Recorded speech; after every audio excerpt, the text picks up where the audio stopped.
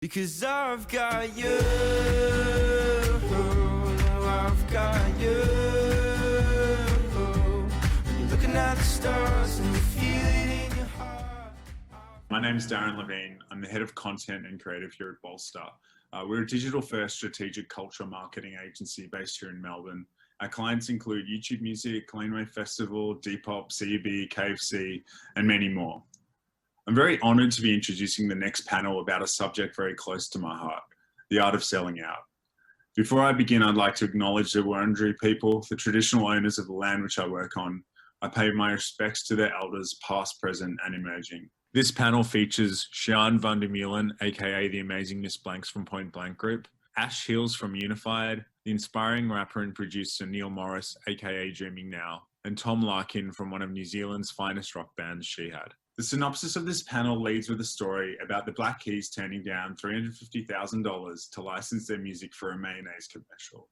A few months later, touring America in a broken down van, they vowed to never do it again. The reason why we turned it down was because, look, our parents are middle class. They live in Akron. They work all year long. Right. Like Dan's mom's a school teacher. My dad works at a newspaper. They work their asses off. Like, you know, they got upset with us when we told them we didn't take the money because it's crazy. Because it's like 4 years of their salary. Right. Yeah. And you know what? When you start making decisions based on what a blogger thinks. Blogger that went to Bard College or Oberlin, right? You know, like no, you're absolutely right about. But on the other hand, if you feel uncomfortable with promoting something that you don't agree with, would you still take? I love mayonnaise, seriously. And for 200,000 pounds, I really love mayonnaise. I do love mayonnaise. Full disclosure, I'm a huge mayonnaise fan too. QP roasted sesame goes well with literally anything, and absolutely no one is paying me $350,000 to say that. I was also one of the bloggers they were talking about. Is the editor of a pretty infamous music magazine and forum called Mess and Noise. I shit-can commercially minded bands for a living. I remember absolutely giving it to the presets for being the face of a BMW commercial sometime in the 2000s.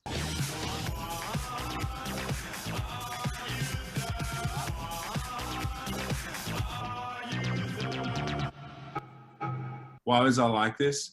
Because I was a product of the grunge and slacker rock scenes of the 90s, and it was ingrained in me from a young age that music and brands had no business coexisting. The concept of selling out originated as a catch-all for artists who did anything to compromise the so-called purity of their art. In the 1960s, it was Dylan going electric. In jazz circles, it was Cannonball Adderley or Duke Ellington having the audacity to become popular. In the 90s and into the 2000s, it was mostly about bands licensing their songs for commercials. When I hear Grizzly Bear in a Volkswagen commercial, it kind of bums me out, said Trent Reznor, who now makes music for big-budget Hollywood films. Then there was the most recent furor over Kurt Vile licensing a song for a Bank of America commercial. I did it to buy my daughter high-end diapers and to pay back my publishing advance, Vile shot back on Twitter.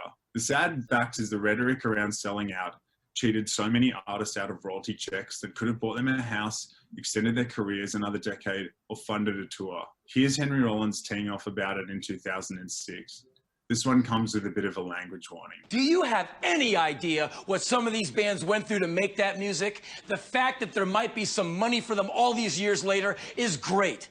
You think that paycheck is in any way a slight to their integrity? Are you fucking kidding me?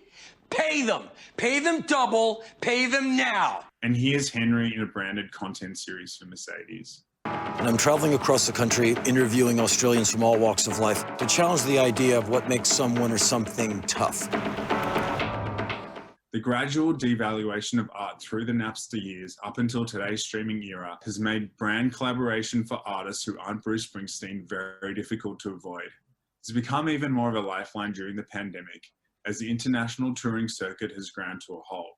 Last year, we worked with Client Liaison and KFC on an elevated live stream gig when the entire country was plunged into lockdown. Unified's Ash Hills may talk more about this later, but I'm not sure Client Liaison would have said yes to this opportunity if the touring and festival circuit was humming at pre-COVID levels. But thousands of people tuned into the live stream. It raised awareness for Youth Foundation Reach Out at a critical time.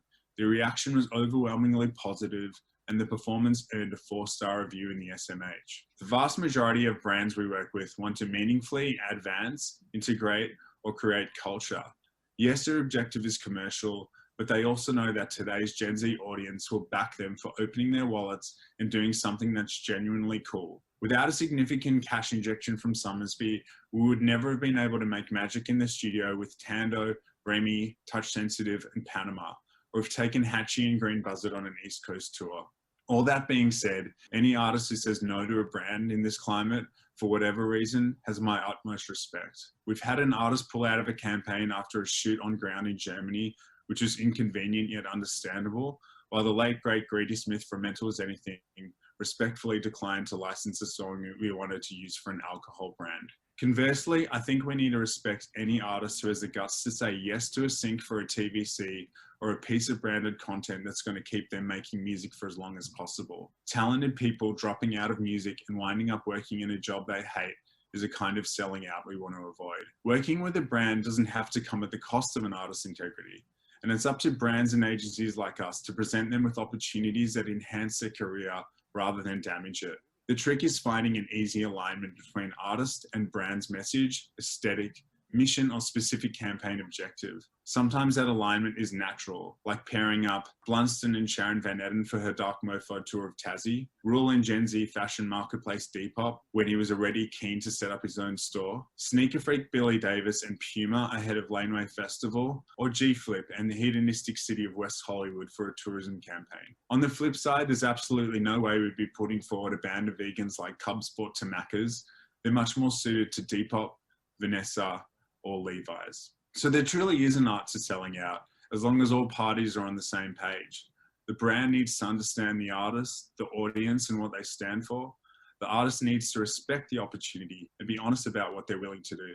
The agency, as a catalyst for that relationship, needs to balance the interests on both sides.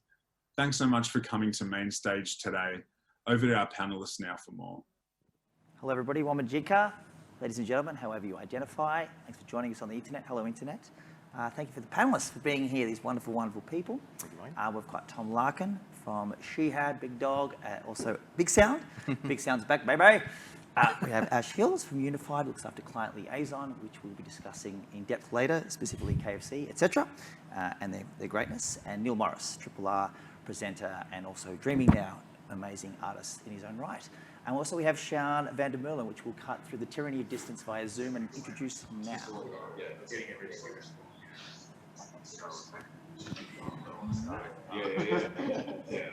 Yep. Magic. Can we see her, of course? I can just crack on if we can't see her. That's fine. These are moments of your lives you're never getting back, everybody. Just know that. Cool. Okay, we haven't got Sean yet, but let's just crack on. And as I start speaking, that's when Sean will come up. My name is Mikey Carl, everybody, aka DJ Joey Lightbulb. I've been a music and arts journalist for 22 years, currently freelance for The Age and Enemy Australia, as well as DJ a lot. I'm uniquely qualified for this role today after working for Rupert Murdoch for 12 years. Shout out to Roop Dog if you're watching. I also dress as a giant bird, Hawker, for the Hawthorn Football Club and have been the mascot for 15 years, which would constitute selling out if I didn't barrack for Hawthorn, but I do barrack for Hawthorn. I love them very dearly. Shout out to Darren Levine, a fellow Hawks supporter who got me this gig today, who we just saw shit counting the presets. Yes. All right, let's crack into it. Lots to get through. I'll start with you, Tom. What constitutes the term selling out? Is it still a valid term? What does this term mean to you? I think to me, selling out is negative. And so underlying that is the idea that you're exchanging something fundamental about your integrity for financial or profile gain. Yeah, and I think, obviously we're going to flesh this out, but it has become a highly nuanced proposition as to what constitutes, what your integrity is, what it should be, whether as an artist your audience owns that integrity as much as you do. So yeah, it's a very interesting subject, and I think it's evolving. It's evolved through the time I've been an artist. Definitely. I think to say the word nuance as well, it's very important because so many things are black and white on the internet. Even the term slippery slope is go, well, let's have more nuance there. Ash, how about you? I think Tom just raised something that I hadn't thought of selling out, I think, is generally defined not by the artist, it's defined by their audience and their fans, which is unfair. I don't know if it exists as much as the feeling used to, but I don't know if artists feel that pressure as much as they used to. Yep, definitely. Neil, over to you. Yeah, the concept of selling out, to me, I guess, it always comes back to how does that impact on my identity as a First Nations person, and certainly being a very cultural and a person who has a very large spiritual focus within my life. The concept of selling out, obviously, with the connotations that it does carry, can be quite alarming for people that have a very strong cultural lens to the way that they engage with the world. So, very big. Excellent, thank you. Such a beautiful voice. Sean, if we can get you, that'd be amazing. Miss Blanks. Calling Stockholm. Hey, what's up? Hi, how are you? I'm good. I feel like there's some mad delays, there's technical difficulties. I can't see you at the moment, so I have no idea what's going on. Excellent, that's good, it's fun. We're just going to ask you a question, Sean. What do you sort of constitute as selling out, and yeah, what's your sort of take on that term? Selling out. I don't know. I feel like I'm still kind of getting to understand that term. I think that like it has always meant as a compromise on self, whether it be morally selling out, or having to like sit in discomfort to do things and choose to engage in things differently as you maybe normally would for the purpose of gaining something, whether that be informed by survival or whether that be informed by other motivations. But I don't know, I feel like selling out is pretty loaded. Totally. Quick anecdote, you and I, around about 20 years ago, were offered $250,000, this is sort of similar to the Black Keys story, for a beer company in the US, been a Schmudschmeiser. Anyway, they blinked and they hesitated, in the words of Tim Rogers, and they went with another rock and roll band, just like that. And I spoke to Tim recently, and he was very regretful of this decision. So it just shows how much, how far we've come so quickly. I'll throw to you again, Sean, if I can. I really enjoyed the song Woman's World 2.0 with Okinyo and Jeswa and your good self for a Vic Health campaign, which was 2 years ago. If you could tell us a little bit about getting involved with them. Obviously, it's perhaps a brand you want to be aligned with very naturally. Just how all of that played out. It's such a great song and a great sort of pairing. Yeah, well, I mean, I wasn't really a driving force behind that collaboration. I mean, the song was already out in the market already. And I guess Vic Health saw it as a perfect opportunity, the perfect track to kind of work within the campaign around women's health. But I also think that at the same time, I think the way traditional maybe sync deals operate and how we view brand alignments is maybe very differently to how I, at least as both an artist and also as a brand agent, would typically step in to the role of brand coordination from both a strategy and an alignment sense, and then also just through sheer operation. And you've done the Word of 2020 pivot. You've become Miss Blank's Point Blank Group and sort of looking after artists. Tell us about specifically some of the opportunities that have come up and how you've had to navigate that logistically and also ethically with some of the artists you represent, please.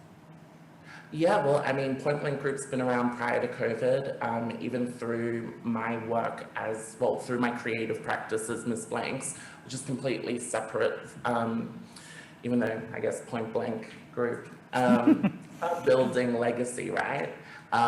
Maybe that's my brand aim. But I think the work that we do as a team at Point Blank Group is pretty, I mean, the core of it and what is central is storytelling, building pathways for vital access, and platforming and highlighting, creative excellence from both introductory emerging talent right through to, established.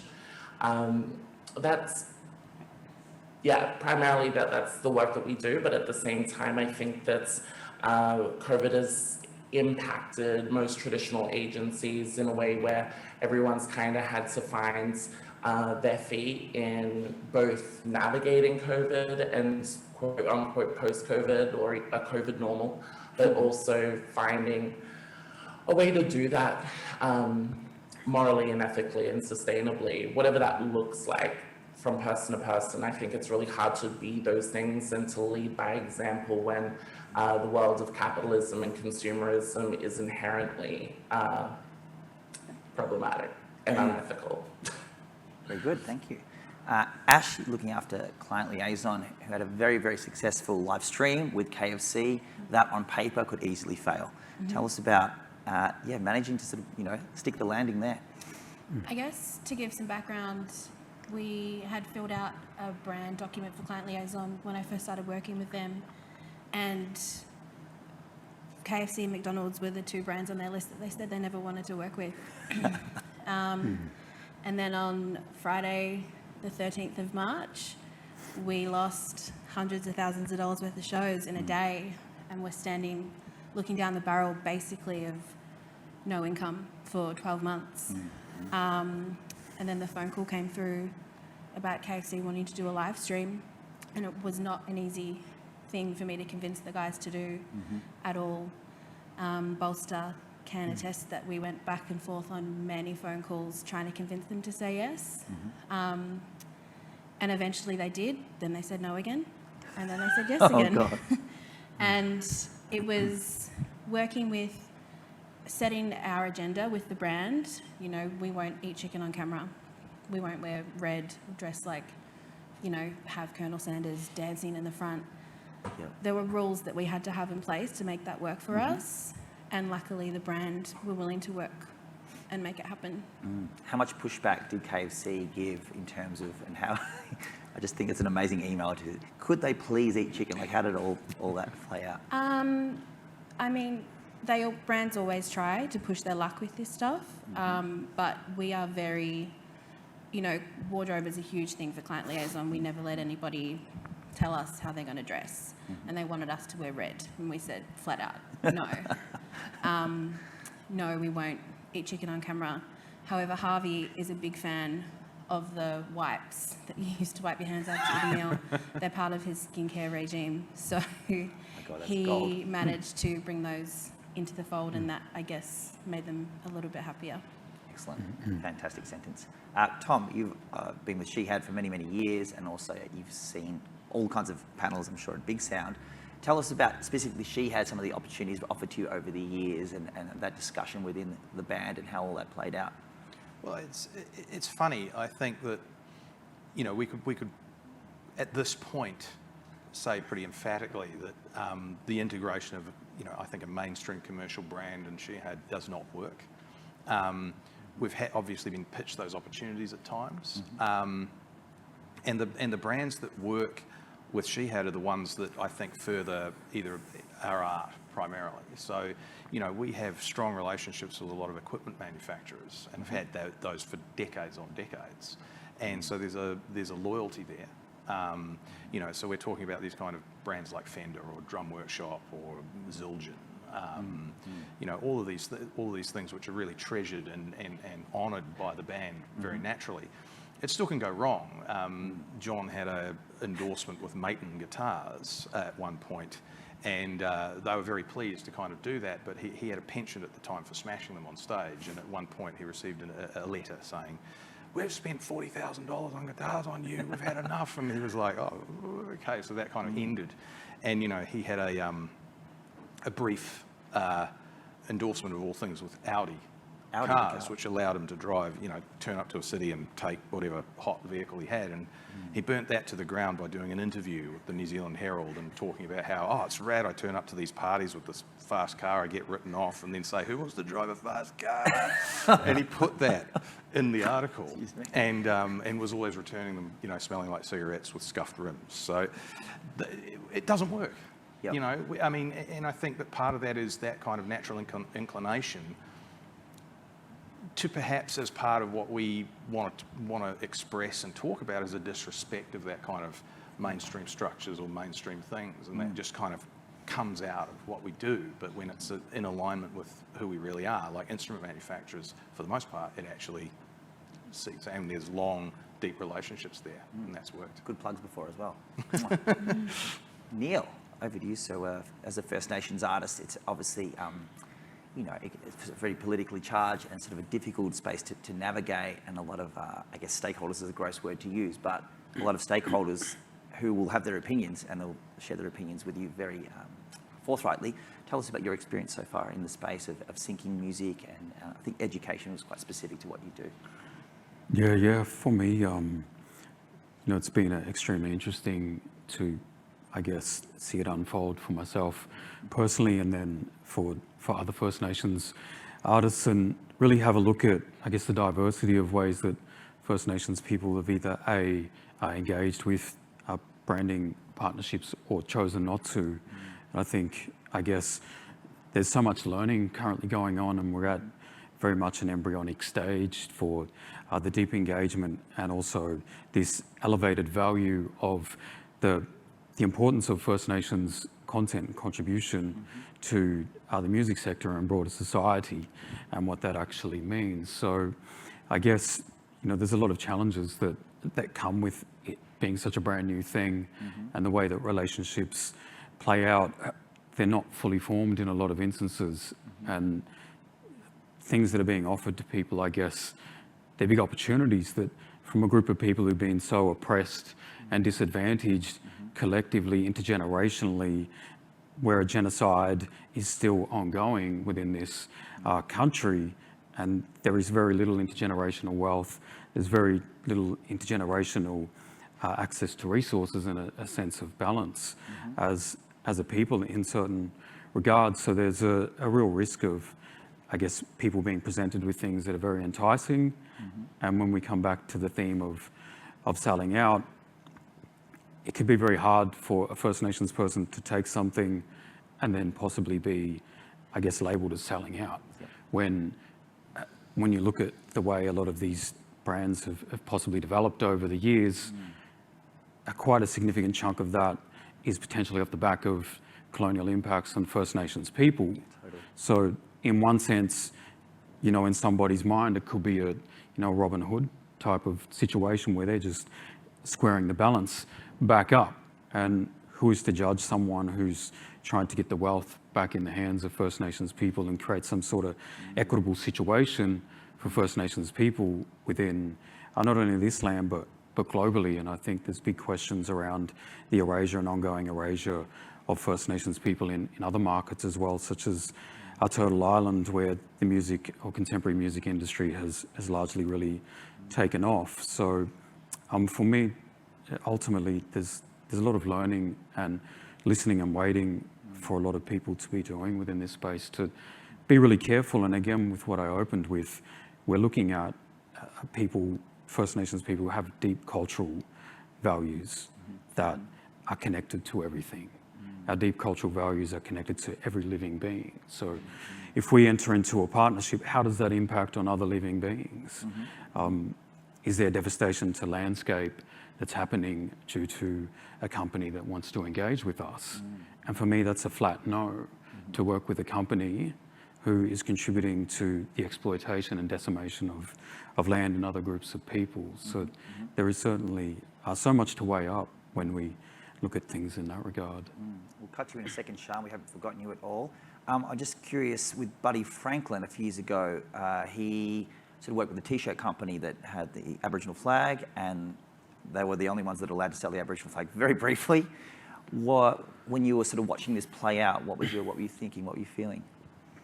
Yeah, I felt that, again, this is where I don't judge any other First Nations person for the decisions that they make, because you never know what the motivation is.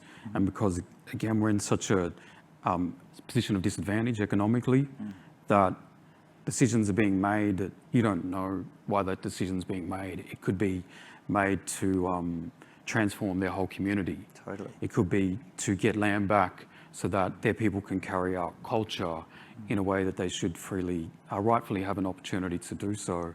So when I see these things, I see that we are very vulnerable prey to possibly difficult circumstances. But in saying all of this, I also acknowledge that there's great opportunity in working with people who are doing amazing things ethically that are in full alignment to First Nations people. And I guess, when I think about branding and partnerships, I think about relationships. And that is core and fundamental to First Nations people, certainly. And so we do have opportunity to, through the right branding opportunities that, as others have talked about already today, is, if you don't feel like you're selling your cultural soul, then there's a symbiotic arrangement that can actually be transformative in a way that does align with a decolonial mindset and a sovereign mindset that works for First Nations people. Excellent, thank you. Sian, what considerations should an artist have when being approached by a brand agency for an ad campaign? And also, to Neil's point about the Robin Hood kind of factor, do you see yourself in that sort of intermediate position as someone who can get these artists paid for, past atrocities? What was the first question, sorry? First question is, what considerations should an artist have when being approached by a brand agency for a campaign? And yeah, just anything sort of to riff on the Robin Hood answer from Neil. Yeah, well, I think it's really important to note what brands are getting from artists when they're working with them. For the artists, a lot of the time it's a short-term transaction, whether it's to have an artist be part of a video or photo campaign. Is that distribution only, within Australia? Is it, is the rollout just through digital? Is it 6 months? Is it a year? These are short-term transactions, even the level of engagement, whether it's, just their music being used, whether it's whether it's a live performance, the scale in which they're engaged, it can vary, but it's also short term. I think an artist needs to remember that what a brand gets to hold on to is so much more. It's the name, it's the image, the likeness, it's the cultural edge that a brand gets from an artist. It's so much more. And further to that, brands get to use that artist's name and what they've capitalized from an artist. They get to use that for years, from years to come.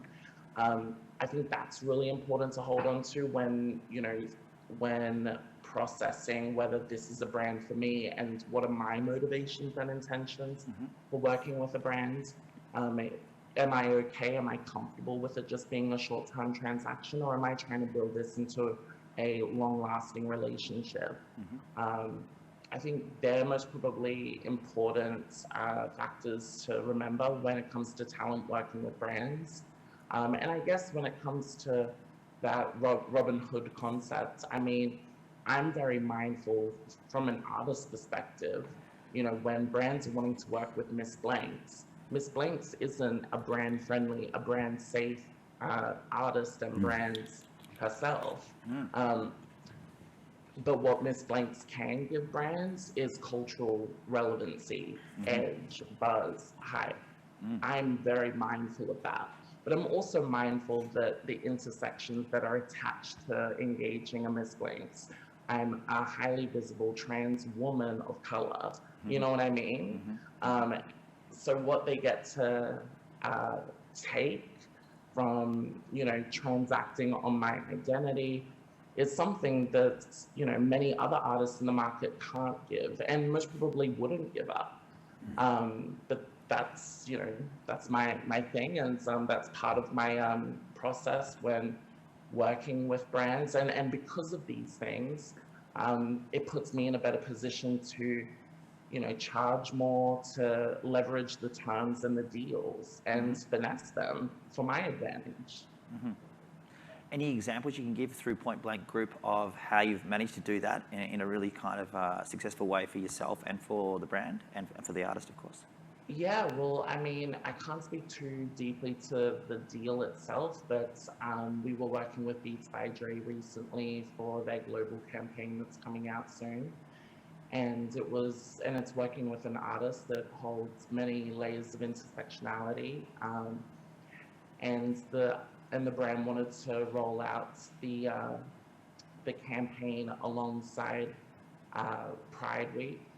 And this artist, while they are part of the LGBTIQ plus banner, they don't celebrate Pride.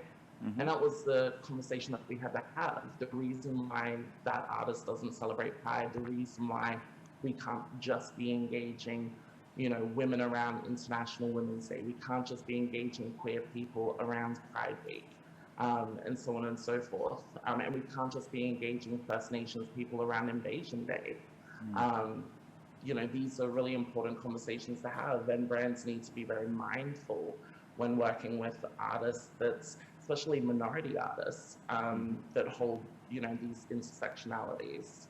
They are so much more than, you know, being a woman, being a person of color, so on and so forth.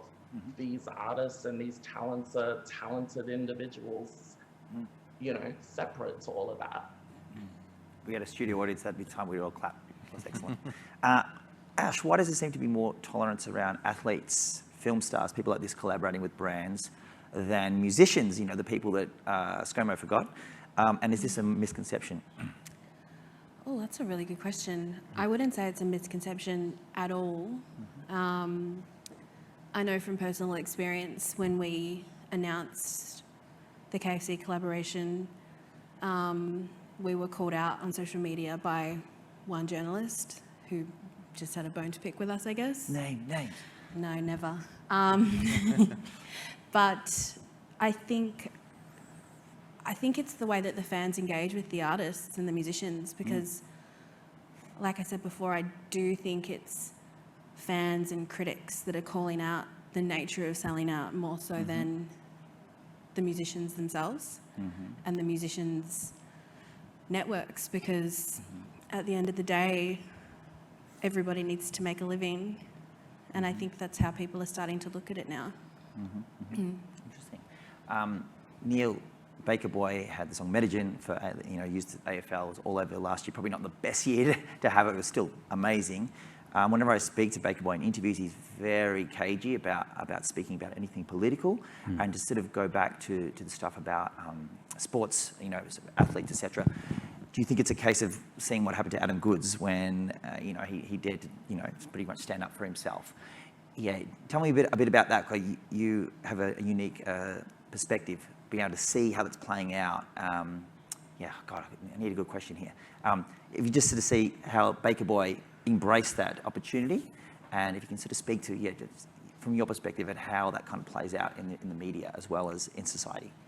Definitely, yeah. There's definitely a lot of risk still to this day, even, you know, when we are under a time when there is change in the air to some extent around greater understanding and greater appreciation around justice and where First Nations people need to be within society.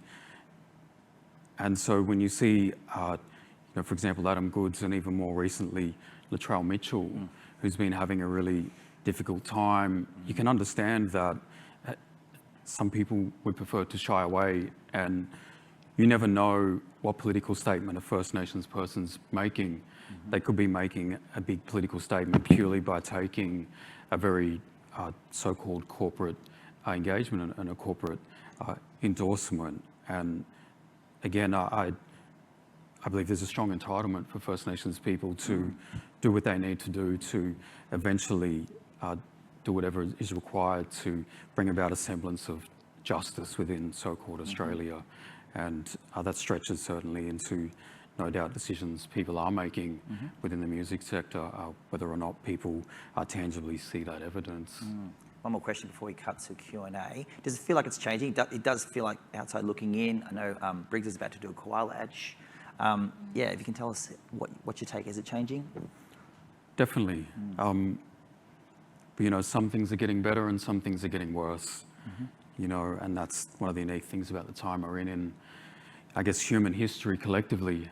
And I guess the fact that some things are getting better, that does mean that opportunities for partnerships with brands, it does present an interesting thing, as I spoke on earlier, in regards to relationship opportunities.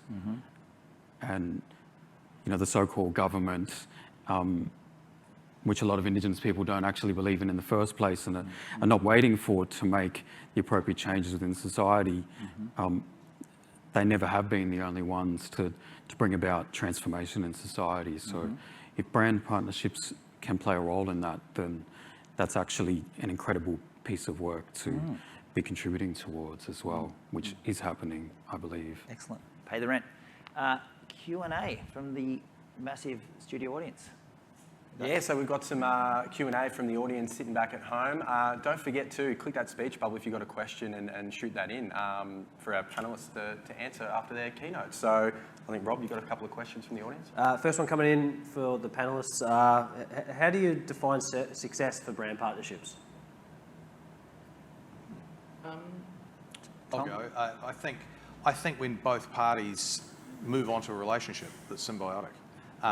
If it's transactional, I think it's when both parties bring respect, and that there's an elevation for both. That the brand gets out of it what they want, they get that association, and that the artist involved doesn't feel compromised by it, and takes away something like that. I think that that's always successful, and of course, that's variable between every relationship. Every artist and brand has to define that. I like that one. You like that one? We got another one? We got another question? All right, the other one is, what are some of the craziest campaigns you've seen artists do with brands? Or memorable ones that have stood out? Xavier Rudd in KFC. It's the elephant in the room, isn't it? Hi, everybody. Ash, you got any? I think that Kendall Jenner Pepsi commercial, that was a bit of What a was that? dumpster fire. Yeah. Have you seen that one? No, talk to me. When she's walking down the street and everyone's at war, and she just walks up to the people that are fighting and opens up a can of Pepsi, and the world is right again. Yeah, it was a protest. I think. Yeah, She walks up to the, it was kind of a BLM kind of thing. It was, kind of at that time, and it was kind of like, oh, it's all fine with a Pepsi. It's like, I'm sorry, read the room. Yeah, it's just no. That's beautiful.